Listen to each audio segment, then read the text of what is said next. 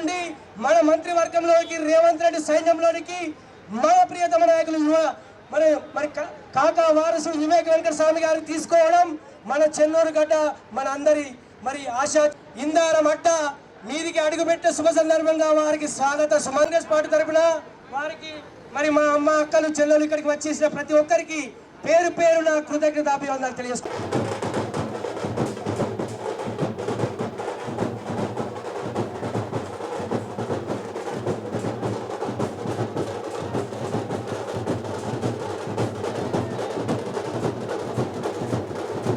ఇక్కడ ప్రజలందరూ కోరుకున్నారు కాకా కుటుంబం ఇక్కడ రావాలని.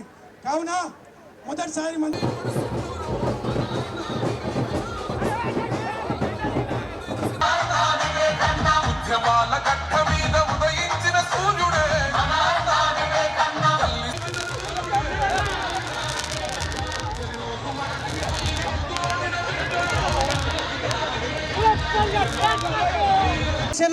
తెలంగాణ వస్తే ఏదో జరుగుతుంది అని ఆనాడు కలలు కన్నాం.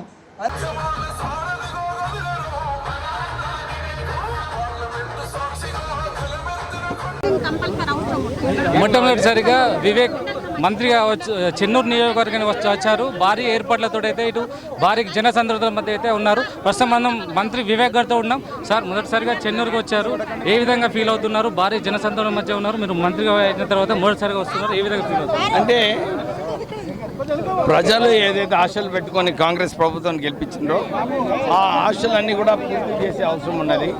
మంత్రి పదవిలో ఉన్నప్పుడు ఇంకా ఈజీగా అవుతుంది. సో నేను అందరికీ వాళ్ళకి భరోసా ఇప్పించిన.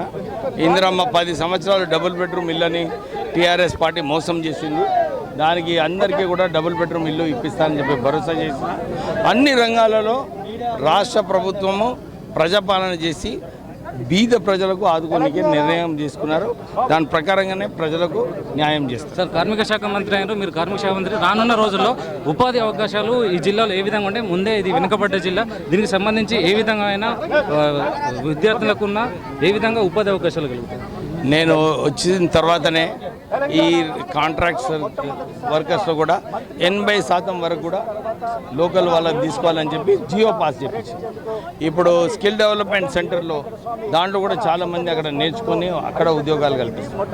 ఈ ఎక్స్పాన్షన్ జైపూర్ పవర్ ప్లాంట్ ఏదైతే కాకా వెంకట స్వామి గారు వినోద్ గారు తెచ్చారో దీన్ని ఎక్స్పాన్షన్ చేయడానికి వచ్చే నెల ఇంకొక శంకుస్థాపన చేసి ఇంకొక 5,000 ఉద్యోగాలు కల్పించే అవకాశం ఉంది. కొన్ని వచ్చే రోజులలో ఇక్కడ కొత్త గనులు కూడా తీసుకొచ్చే అవసరం ఉంది.